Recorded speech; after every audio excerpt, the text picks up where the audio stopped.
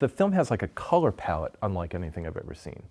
Yeah, and the music again complements that beautifully. You smoked the old weed before you went to this run? If I see it again, I just might.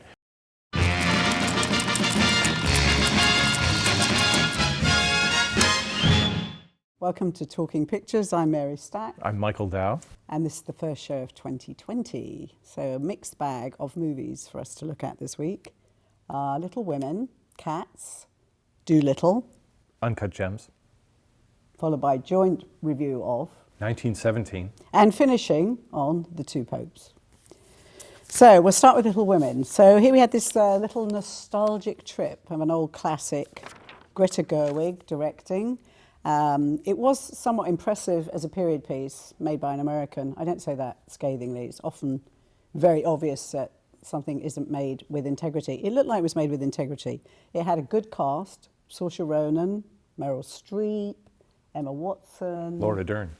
Oh, you had to go for the My favorite. No, that I didn't think was good casting. And also Timothy Chalamet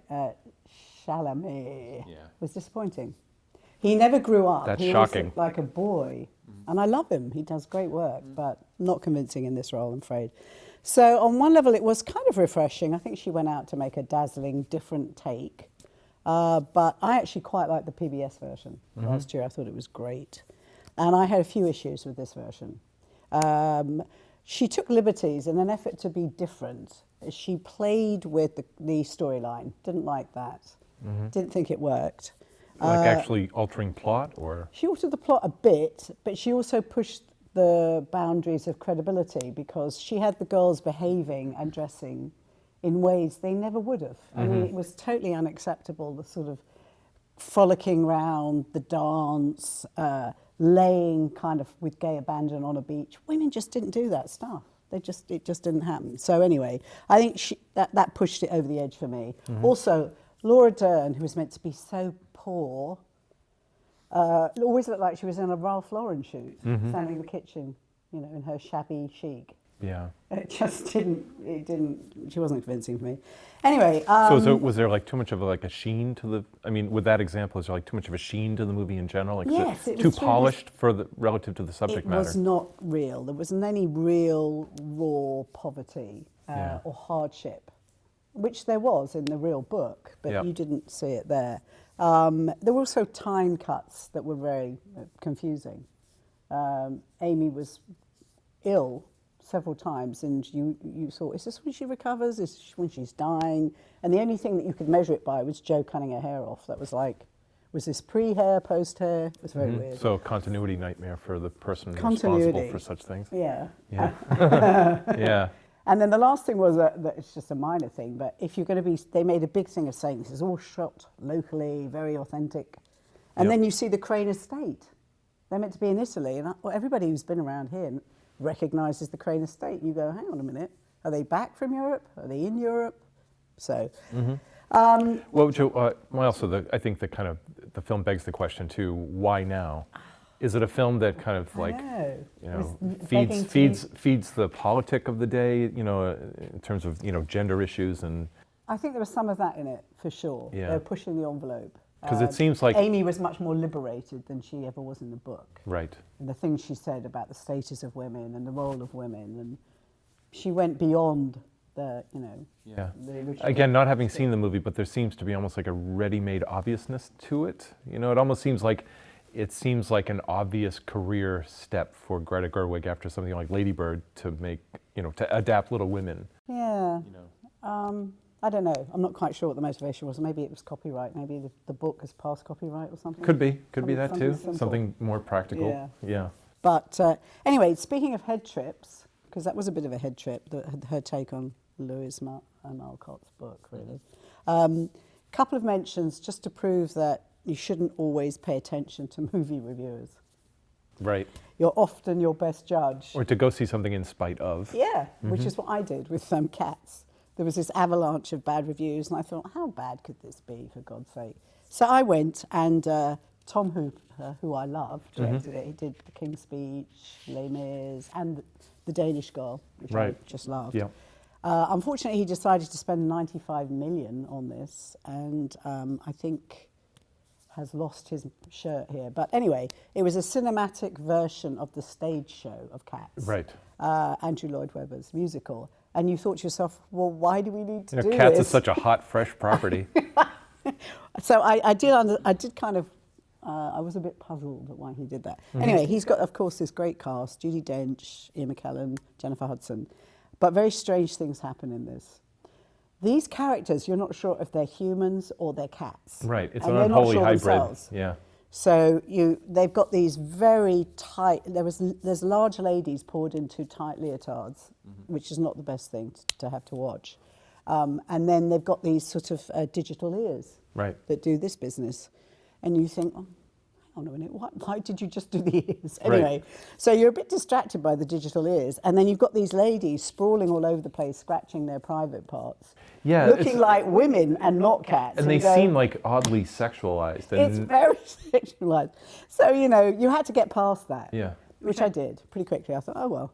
And loved the dance sequences. It's very lush. It's nicely shot. Yeah. I liked it. Isn't it like strangely cut though? Isn't the editing kind of like, Well, again, that kind of hyper editing? Well, I think, yes, the beginning was dazzling. The first 5 minutes I was like, it was like a being cat. hit around. It was like being hit about the head. Wow, Yes. okay. The first, but again, it slowed down. Seemed to get into a bit of a groove after the first 5 minutes. But there were some upsides to it. I like dance numbers. There was a lot of cockroaches doing strange tap dancing, which was a bit much. Right. It was a bit over the top.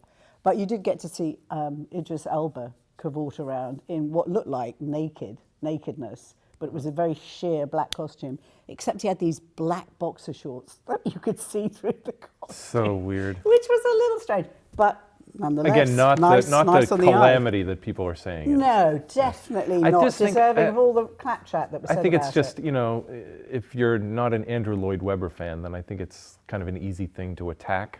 And the source material, it's not. But also, too, Cats, I mean, I know Steven Spielberg wanted to adapt it for the longest time and didn't. But the weirdness is, I'm glad he didn't, because I didn't like what he did to Warhorse. Or much of anything, but that's besides the point.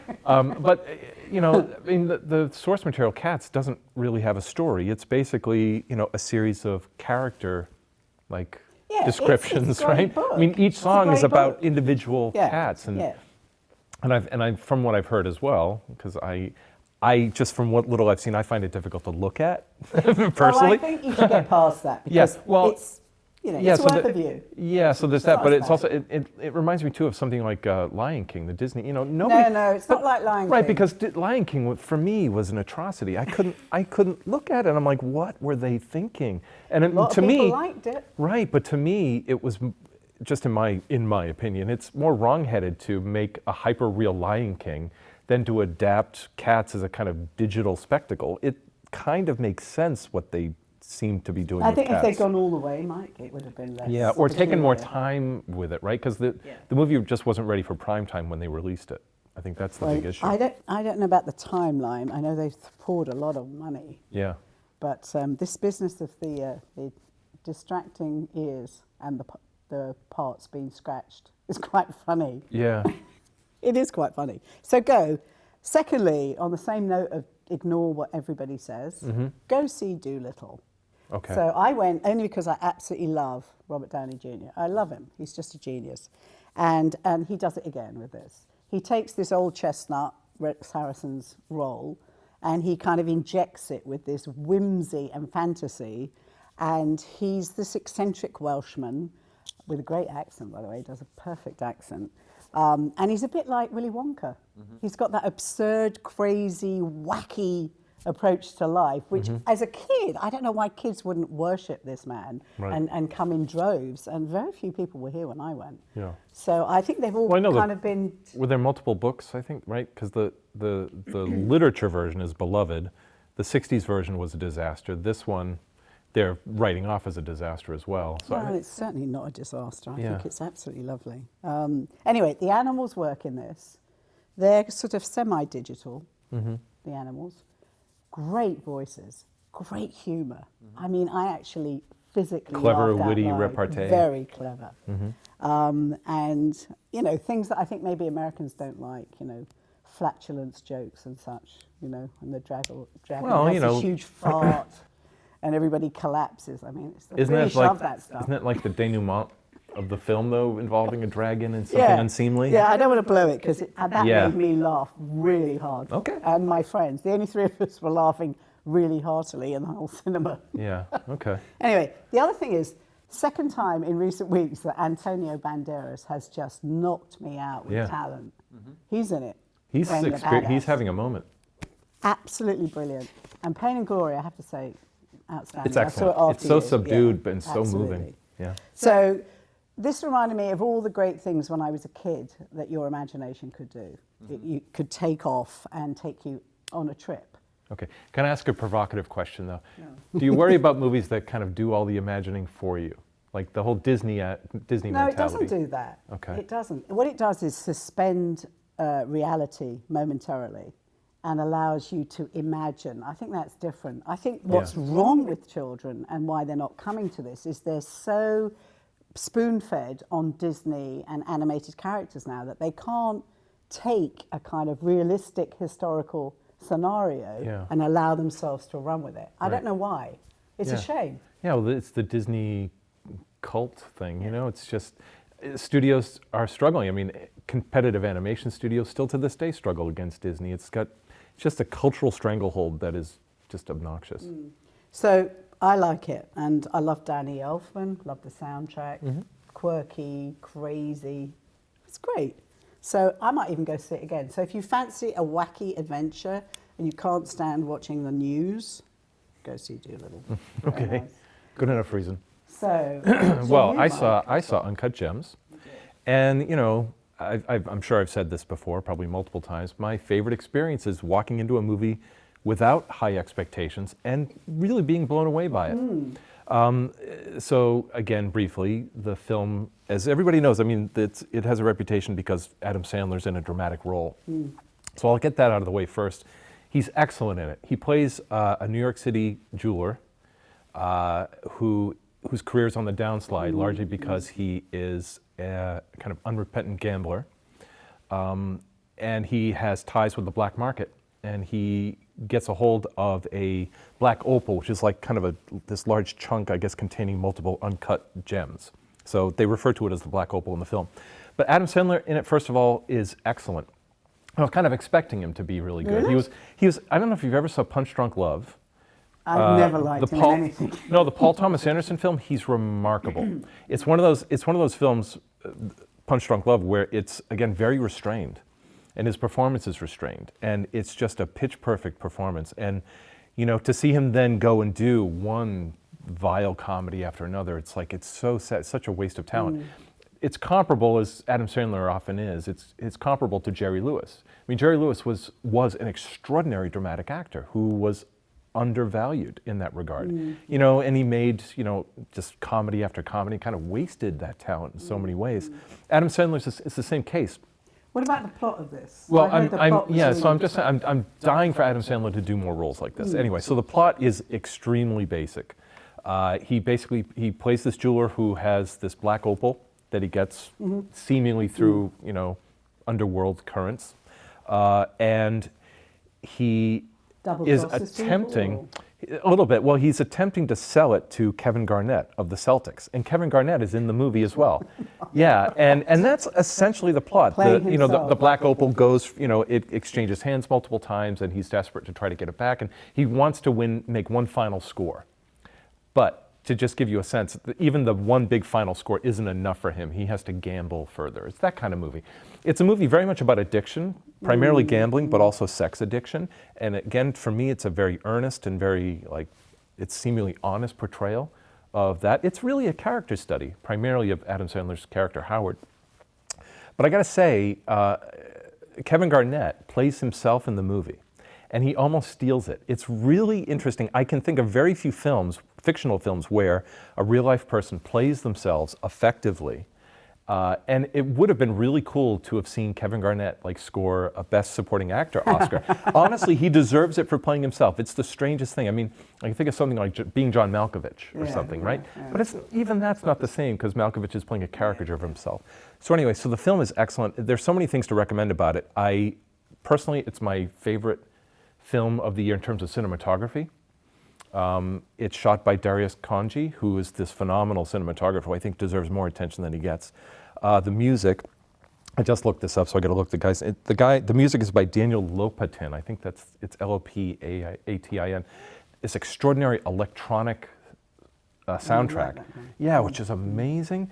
The film is extraordinary. The film has like a color palette unlike anything I've ever seen. Yeah, and the music again complements that beautifully. You smoked the old weed before you went to this one. If I see it again, I just might. It's one of those movies, and this is not to be disparaging. It's the kind of movie where you experience it once, I'm like, that was excellent, but at the same time, I'm not sure I'd see it again. I would see it with someone who hadn't seen it before. It's one of those movies because it's an exhausting movie as well. Really? Yeah. So just a couple other quick things to say about it. I know I have a lot to say. So it's a kind of, it's not, it's Adam saying it's not really a funny movie, but also it's not self-serious at the same time. Like it doesn't really have a pretentiousness that I think was maybe concerning me when I went in to see it. It has a kind of lightness to it as well. It strikes a kind of even-handed tone between kind of humor and sobriety, and it's really interesting in that regard as well. So yeah, I can't, honestly, the plot is a little bit thin. It has a kind of Maltese Falcon. Everyone's in pursuit of the mysterious, invaluable object, which is a bit of a cliche. But don't see it for the plot. See it for, again, aspects of style, which is stuff I really care more about anyway. It's definitely worth checking out and taking a chance on. Okay, well, I'm not sure you've convinced me, but interesting. Well, I don't think we're trying to convince each other today. No. We're kind of Never mind. Adam Sandler is just not my cup of tea. But he's excellent, and the film has all these uncomfortable close-ups where it's like actors can't fake it. There's so many moments where it's like it's all in the eyes, and even though people talk rapid fire throughout the film, it's almost the dialogue is almost in spite of that. What really counts is the visual and the way characters look at one another and understand one another visually. So speaking about visuals, it leads quite well to our next review of 1917, which I have to say I was a bit reluctant to go and see, only because I've seen so many war movies in the last sort of 12 months. The Tolkien film, which was pretty harrowing, They Shall Not Grow Old. Which is may, for me, be the greatest World War I movie ever made. And then Dunkirk. I was not swept away the way most people were with Dunkirk. So when there was talk about this having been shot with this kind of idea of being a single take, I thought, anyway, despite all that, I thought, go see it.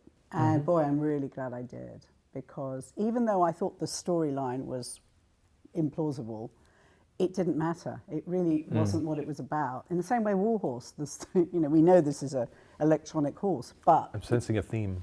Very moved, and the acting. Oh my God, the guys. Yeah, the two main guys who are not household names by any stretch. No. I don't know who they are to this day, to be honest with you. I can't remember their names. It's like I don't want to know because they embody the character so effectively. Exactly, the anonymous soldier. And I love that. Yeah, I love movies like that where they take a risk, where front and center it's actors you're not already familiar with. I loved it because Benedict Cumberbatch had about 2 lines. Right, in the whole film. but again, it's right along those lines. When Benedict Cumberbatch shows up, he does the kind of pivot frontal. Here I am. It's a moment. There are a few moments that kind of take me out of where I'm supposed to be in the film, and that really was one of them. I'm like, oh, there's Benedict Cumberbatch, and he has the big appearance, But I also think that he represented authority, the voice. Indifferent exactly, authority. Yes. So I think he was perfect for that. But anyway, I think it's remarkable on many levels, but I think moving, and the juxtaposition of seeing all these bodies and this horror and total exhaustion and squalor and not even knowing who the enemy is because of the mud and the bombs going, the shells being fired. And the fog of war. And then he happens upon things like the woman living looking after somebody else. Yeah, there's the French woman. Yeah, it just stopped you in your tracks to realise that there were people all along the way. There are a couple of moments where one of the soldiers encounters life-threatening dangers, and they are kill or be killed moments, and those are so intense. They're incredible. It's like the bit with the woman I found a little bit excessively romantic. It was a little bit. You know, it was gratuitous. It didn't need to be in there. I think wasn't. you needed it for pace. I think Yeah. you needed it to bring him back to Kind being of a a human respite, being. moments From- of respite. Yeah, from the horror. Yeah, but it was. Yeah. It didn't. At the same time, it didn't need to be there. The reason I say that is because one of the things I liked most about the film was the coldness of it, the austerity. You know, you really got that sense of kind of dampness and just the unforgiving terrain that the Endless soldiers have to days. traverse. Yeah. You know, so that when you have that kind of warm romantic moment, I'm like, So, I mean, I think that worked because, you know, the thing I feared most about this film, I don't like violence, was that I would be completely sickened and overwhelmed by the horror, gratuitous horror. Yeah. And they managed to do it with such reserve. yeah. You didn't have to see And it's- bodies flying constantly to Yeah. be reminded of where you were.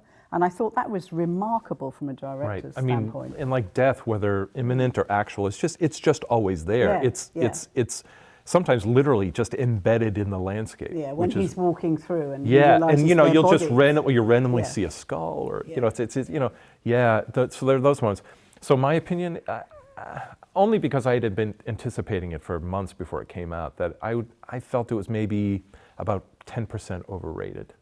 I felt no. How can you 'cause make that kind of judgment? Well, it's difficult. It's difficult to 10% reconcile. overrated. Okay, you want your audience to feel as though they are there. They are in the moment, experience it.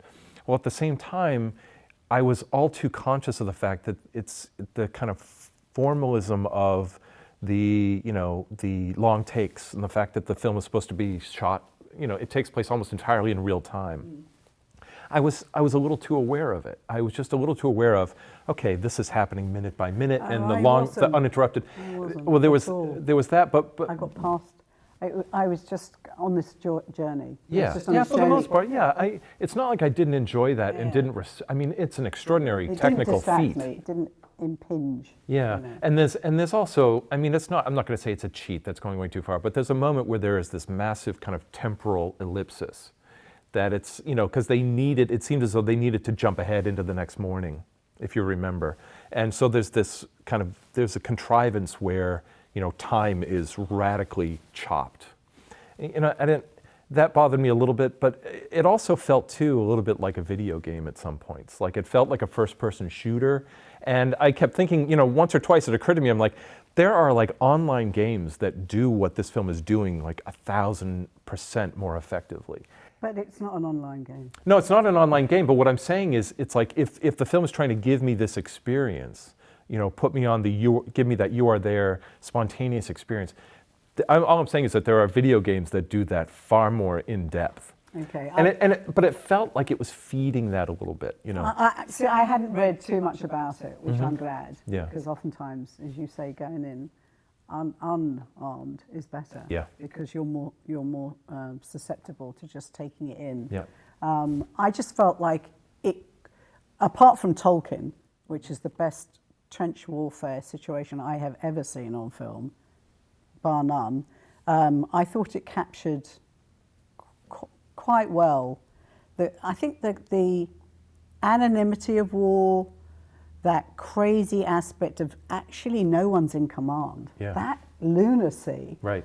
that was remarkably well done. Just the logistics of the trench warfare made it impossible for information to get from one trench to another, Right, never mind exactly. from one And never mind, line just to another. the state of communication 100 years ago It was alone is remarkable, interesting. Remarkable. Yeah. So yeah, definitely. And again, a shout out. I hate that phrase, but I'm going to say it. Cinematography. Roger Deakins, who is like he's beyond genius as a cinematographer, and so with that, Darius Kanji, the couple of films that I saw that we're talking about, extraordinary photography. I mean, just like beyond the pale, brilliant. So we both agree it's really worth seeing, Mm-hmm. and probably worthy of quite a few awards, I'd say. It's tailor-made for the best picture. Mark my words. So that's such a throwaway, right? Well, speaking of good pictures, if you get a chance, watch The Two Popes on Netflix because it's remarkable. This could have been like a simplistic story on one level, the power-hungry Pope Benedict, played by Anthony Hopkins very, very well. A stark contrast of Jonathan Pryce playing this Argentinian cardinal.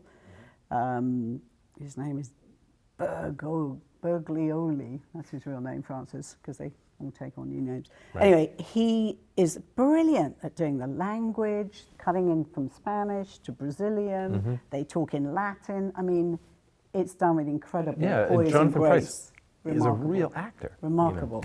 So, and it's funny, they get humour in there. You know, he's such a kind of man of the people, almost peasant-like. Yep. And the other one is this grandiose, you know, conceited character. And it's beautifully caught. And they actually developed this remarkable friendship against all odds. Okay. He actually manages to change Benedict very subtly for the good. So worth a view, really worth a view. You don't have to be in any way religious to get a really good understanding of what went on with the Argentinian dictatorship, and there's a lot of footage of that kind of condition. But if I am religious, I won't be offended.